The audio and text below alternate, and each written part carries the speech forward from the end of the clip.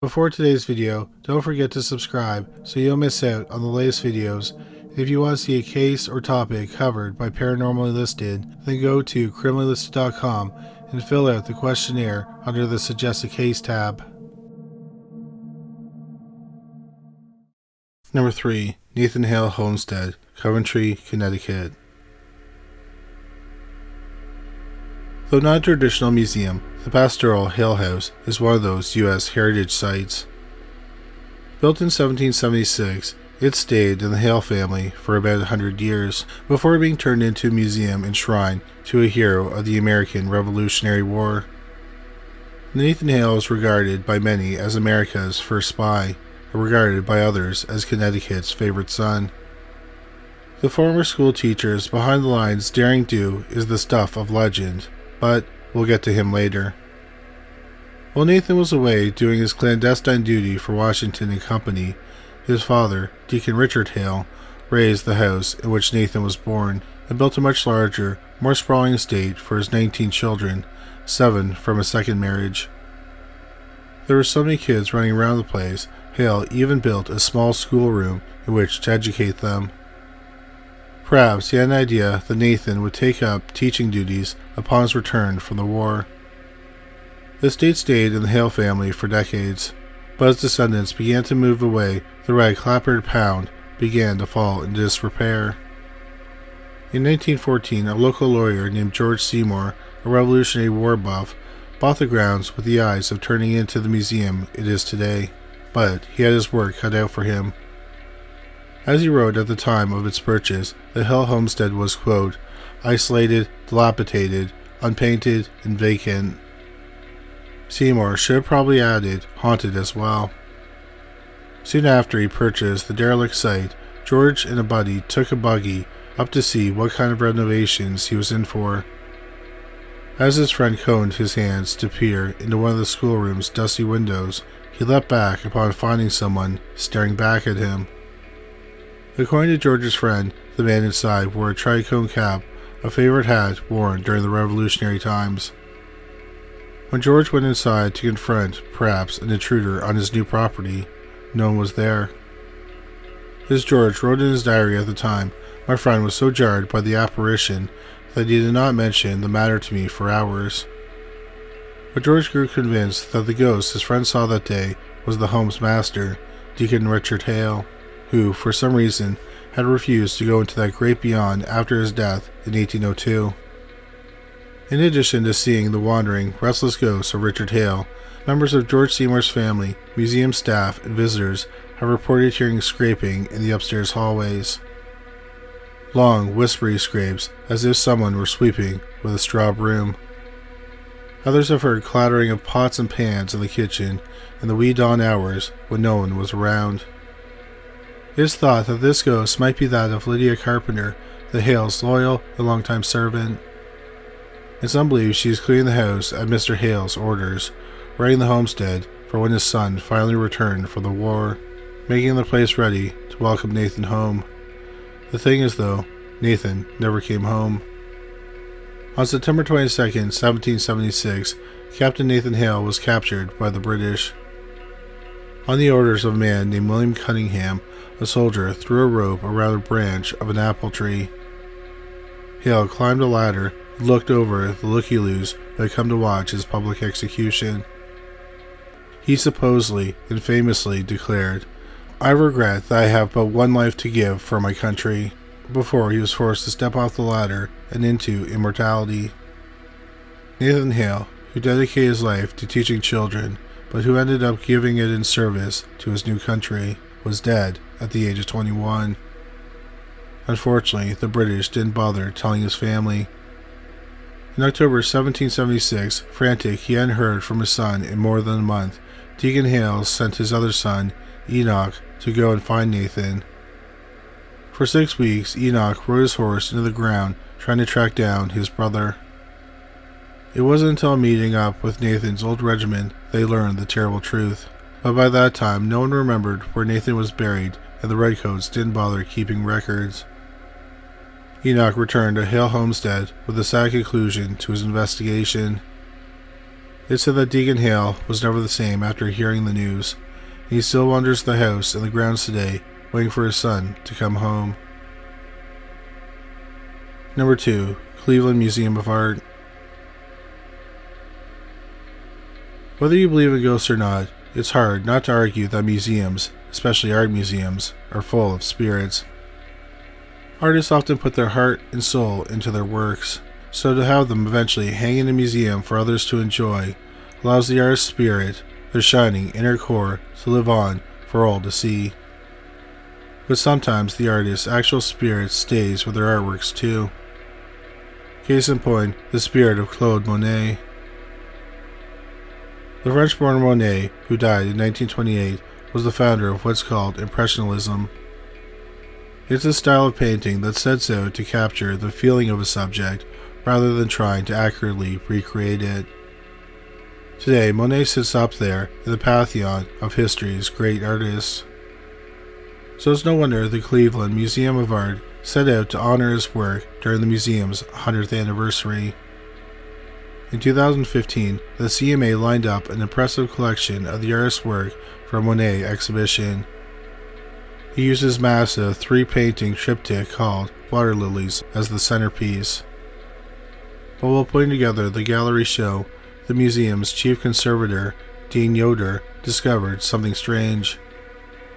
The brushstrokes on one of the Water Lilies' 3 paintings appeared halted and cut off, which was very unlike anything scholars had seen in the artist's other work. An investigation was launched. Was the painting real or fake? The museum brought in experts to analyze the work. They used microscopic magnification, infrared photography, and even X-rays to delve deeper into the painting. There appeared to be a place in the canvas that had been painted over, not just once, but a few times.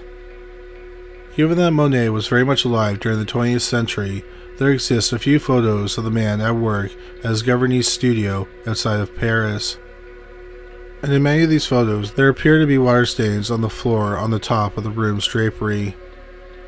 Further investigation revealed that at some point, Monet had complained about the water damage to some of his paintings due to leaks in the room's massive skylight. And the analysts conducted, that's exactly what happened to, ironically, Water Lilies. They determined that Monet had completed the work, but then had to go back and fix it after it became damaged by leaking water drops. Apparently, however, fixing the damage turned out to be a lot more work for Monet than he ever thought. Evidently, he spent countless hours painting and repainting the damaged area, never quite being satisfied enough to put his brush down. So perhaps this particular painting had more of the artist's heart and soul in it than some of his other works found in the museums around the world. And maybe that's why Claude Monet dropped by the Cleveland Museum of Art one day in 2015 to make sure his water lilies looked okay, 89 years after his death. On October 10, 2015, a museum staff member was making the rounds of the Monet exhibit, making sure everything was perfect for its grand opening the next day. The person took a few photos with their phone, pleased at how the exhibition looked. It wasn't until later that they looked at the pictures that they saw a familiar image staring back. We thought it was such a coincidence that on the final day, this man, resembling Claude Monet, was peering down into the lower lobby outside the special exhibition hall, said Kelly Notaro, the CMA spokesperson. The thing is, no one on the staff knew who it was. There were no visitors yet allowed into the area, and certainly nobody had hired some guy in a white hat and long beard to pretend he was Monet for the exhibition. As Notaro told the morning show today, the photo was not retouched or photoshopped in any way, and yet here they were. As the museum communications director told the Cleveland Plain Dealer newspaper at the time, what are the chances someone looks like that and happens to be at the museum the day we are finishing installation? Doubters may be inclined to call it a coy publicity stunt, but then again, the Cleveland Museum is no stranger to ghostly sightings. For years, visitors have claimed to see subjects of paintings running around in their exhibit rooms before disappearing back into their frames again. An ornate mirror in one room is said to allow ghosts to appear over your shoulder, causing many to spin around to see who is behind them. In 1956, the museum's fastidious director, William Milliken, was forced to retire by the board of directors. He left without a fuss, but he was increasingly vocal about how the new director was ruining his beloved museum. After Milliken's death in 1978, his ghost began appearing strutting up and down its halls late at night. Always wearing his trademark tweed jacket with padded elbows and always carrying a clipboard. It was as if, they said, Milliken was going around and making sure all the displays were picture perfect.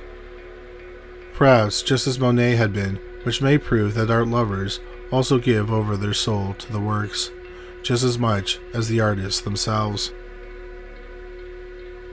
Sturtevant Hall, Selma, Alabama. Like Hale home, Sturtevant Hall is also a former estate turned historical museum. With its gorgeous Gothic Revival antebellum architecture, the hall is definitely worth a side trip to visitors of the U.S. South. But visitors should also be warned to watch their backs.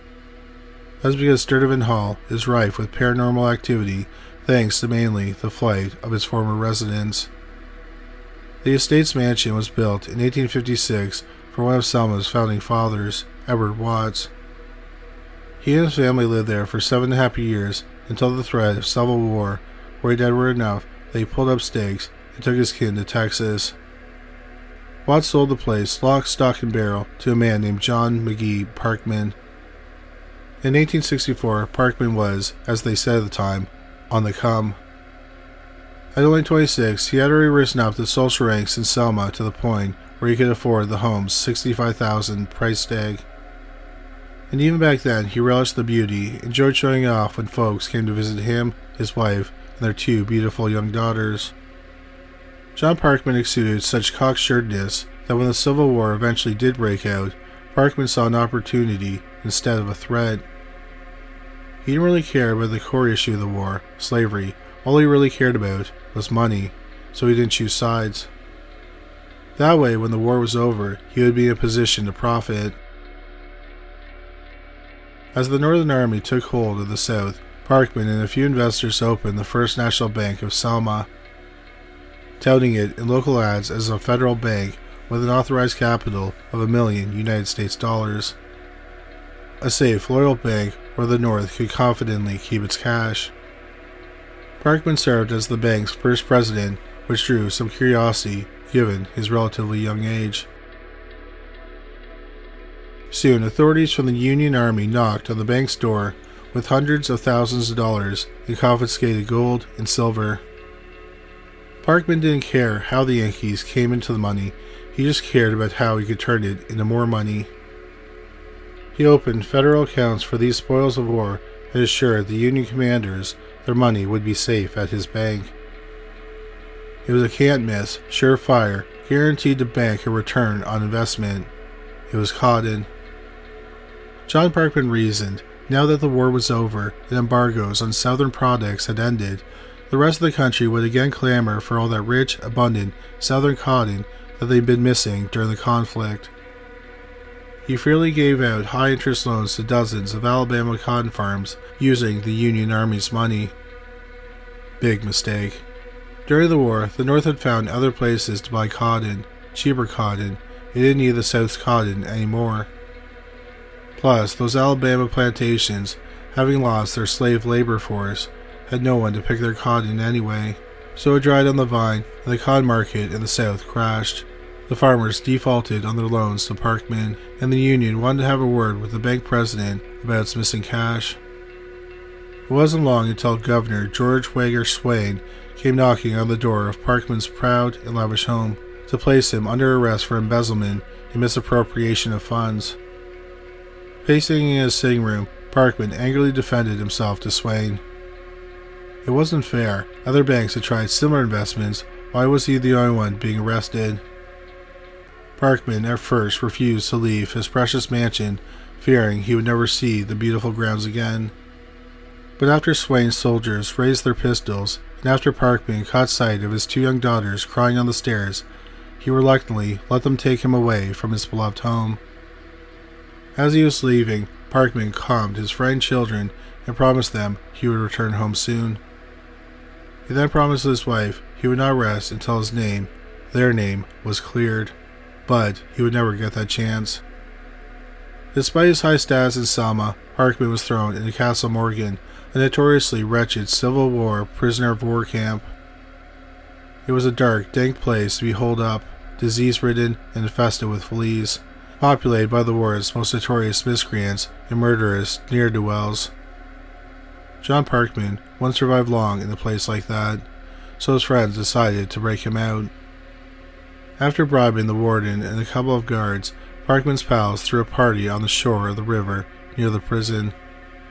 It was designed to attract the guards with loud music and lots of dancing people. On May 23, 1867, under the cover of night, Parkman slipped out the back door and crept to the riverbank, an awaiting paddle steamship. But as he approached the water, an honest guard spotted him. He fired a shot just as John Parkman was boarding the boat. Witnesses said the banker fell into the water, got pulled under by the ship's churning wheel, and was never seen again, at least in life. Parkman's wife, with no other choice, sold that $65,000 White House for a measly $12,000. The Gilman family who bought it got a steal of a deal, along with an unexpected specter. Reports of strange occurrences began almost immediately after they moved in. Servants, some of whom worked for John and his family, would swear they saw their former boss walking in the yard at night, and some refused to work after dark. Maids noted that even after straightening the bedsheets, they would turn around to find them somehow slept in. Later, visitors to the museum reported seeing a dark-suited man lurking in the windows of the mansion's cupola, a little house on its roof. In one case, neighbors saw smoke billowing from its upstairs window and called the fire department. But the fire department arrived to find nothing out of the ordinary, no smoke, and definitely no fire. There have also been cases of windows and doors opening and closing on their own, footsteps clomping down on the upstairs hallway, rocking chairs moving on their own, and objects falling off walls and easels, often smashing into pieces. Then there have been museum security guards who have been sent to investigate whispering voices in otherwise empty rooms. The list of first-hand hauntings goes on, but no one who has experienced them has any doubt who it was. John Parkman, who loved his mansion so much he vowed never to leave it, and when forced to do so, vowed never to rest until he cleared his name. Thank you so much for watching this video. We hope you found it interesting. If you did find it interesting, please make sure you subscribe. We'll have a new video about the paranormal every week. If you just discovered this channel, please make sure you check out our other channel, Criminally Listed. We have over 325 videos featuring bizarre but true crime stories. You can find it at youtube.com/criminallylisted. We also have a podcast about cold cases that were eventually solved called Criminally Listed Presents Into the Killing. You can find it on Stitcher, Spotify, Amazon Music, and anywhere you find great podcasts. But that's all for today. Thanks again for watching.